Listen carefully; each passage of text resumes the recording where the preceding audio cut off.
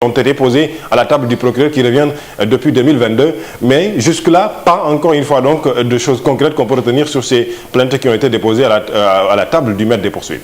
Oui, il s'agit surtout de l'OFNAC qui demande au procureur ou qui a transféré des dossiers au procureur pour demander à ce dernier de faire son travail. Au procureur de faire leur travail. Dans cette affaire, dans le rapport par exemple de 2022 de l'OFNAC et même dans tous les rapports, on rappelle que ce sont des faits, qu'il y a eu des enquêtes, mais jusqu'à ce que la justice se décide, et ça c'est valable pour tout le monde, il y a ce qu'on appelle la présomption d'innocence. Mais tous ces rapports qui ont été déposés auprès du procureur, et il ne s'agit pas de rapports de... On est en 2024. Si les rapports ont été déposés, ou en tout cas le procureur a été saisi par exemple pour le rapport 2022, ça veut dire que le rapport date de 2021, puisque les travaux ont démarré peut-être en 2021, pour pouvoir produire un rapport en 2022. Maintenant, entre 2021 ou fin 2021, début 2022, jusqu'à aujourd'hui, qu'est-ce qui a été fait par le parquet? C'est ça la grande question. Maintenant, c'est au procureur de ne pas faire dans le populisme ou dans la politique politicienne, mais c'est au procureur de faire son travail, et ça depuis fort longtemps. C'est pas parce qu'on a changé un régime que on a changé de régime que ceux qui devaient faire quelque chose par rapport à la justice avaient mis les dossiers sous le coude ou rangé les dossiers dans les tiroirs en se disant bon, si le régime se poursuit, il n'y a pas de souci, on oublie, mais s'il y a un nouveau régime, on change la donne. Les procureurs, la justice, elle doit suivre son cours, quel que soit le régime.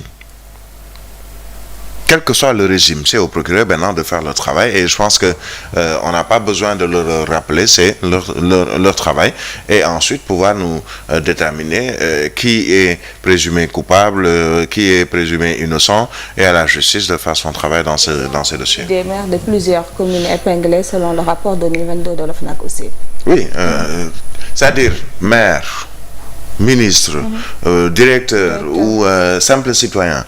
Toute personne qui est épinglée, même pas épinglée, c'est peut-être le mot, on utilise trop ce mot épinglé, mais toute personne qui est ciblée, sur laquelle on a eu à faire une enquête au niveau de l'OFNAC, et qui prouve qu'il y a eu peut-être malversation ou il y a faute de gestion, entre autres, et que les dossiers sont transmis au procureur, quelle que soit la responsabilité de cette personne sur le plan politique, mais le procureur doit faire son travail. Aujourd'hui, par exemple, je ne parle même pas seulement de ceux qui sont, entre guillemets, épinglés, mais quand l'OFNAC nous dit que plusieurs personnes sont assujetties à la déclaration de patrimoine, en entrant, elles font leur déclaration de patrimoine.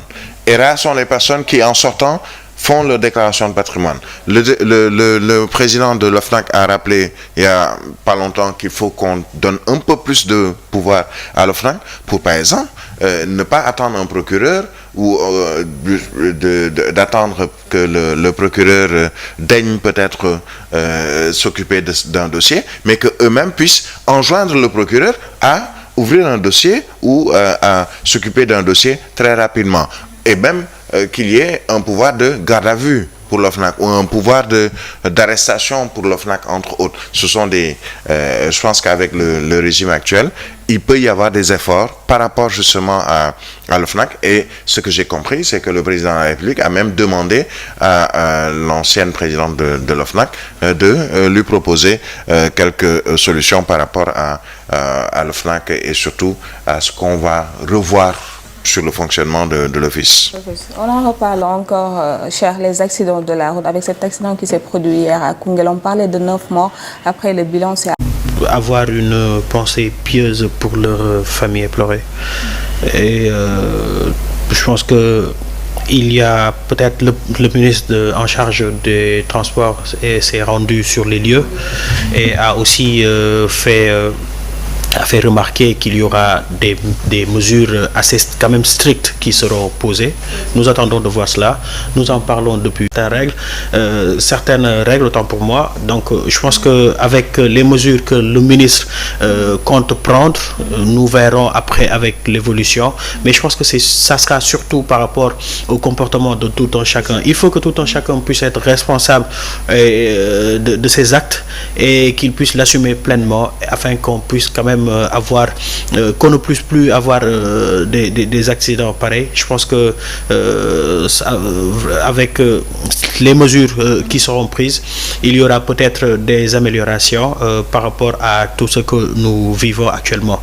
Vraiment très triste de revoir ces scènes qui malheureusement après on va dire que oui, ce sont les routes qui ne sont pas bonnes, etc. Si les routes ne sont pas bonnes, que l'État prenne ses responsabilités par rapport à la construction de bonnes routes. Et après il y a toujours, comme je le dis, la responsabilité personnelle de tout un chacun. Et pour les transporteurs, c'est une responsabilité qui est quand même assez lourde et qu'ils doivent quand même savoir et puis éviter certaines situations. Vraiment, nous prions pour le repos de l'âme des victimes et pensez pieuse à leur famille. D'accord. Pour le transport pour une minute, même pas sur ce sujet, parce que selon les rapports de l'enquête ou les débuts de l'enquête, on nous parle de pneus éclatés. Ça veut dire que sur cet accident, le pneu avant ou autre. Mais on avait même fermé arrêté des vendeurs de pneus ici vers la grande mosquée de Dakar en disant qu'ils revendent des pneus qui sont usagés, qui sont juste rafistolés, etc. Mais où est-ce qu'on en est par rapport à tout ceci? C'est-à-dire, il y a eu des projets avec l'ancien régime juste après l'accident de Sikilo. Il y a eu beaucoup de choses qui ont été dites. Mais jusque-là, apparemment, il n'y a pas grand-chose. De prendre des mesures qui seront appliquées. Mais on a annoncé 50 millions de mesures depuis qu'il y a des accidents. Mais qui ne sont pas appliquées aussi. Il y a eu cet accident de Sakal, l'accident de Sikilo, l'accident pratiquement chaque année, on a des accidents meurtriers. Et chaque année, on a des autorités qui se rendent dans ces lieux d'accident ou dans ces endroits, qui vont au chevet des victimes, entre autres, et ensuite qui viennent nous proposer panoplie de mesures. Mais plutôt le concept de tolérance zéro, c'était dû à des accidents de la circulation et depuis lors rien. On nous parle même pour revoir la manière de donner les permis de conduire. Rien n'a changé. Donc toutes ces annonces-là, il ne faut pas qu'un État se limite à des annonces et surtout joue sur l'émotion. En disant, bon, il y a un accident, j'envoie tous mes ministres, on va dire plus jamais ça, on va mettre en place des mesures, entre autres, et ensuite, il n'y a absolument pas de suivi, et ça pose problème. Maintenant, il faut que l'État ait la main ferme, prenne des décisions durables, mais des décisions également ponctuelles par rapport à certaines situations. C'est un domaine qu'il ne faut pas prendre juste parce qu'il y a un accident, ensuite après l'accident on oublie tout. Non, il faut prendre des mesures qui dans le temps au moins vont pouvoir faire des effets et diminuer ces accidents de la circulation.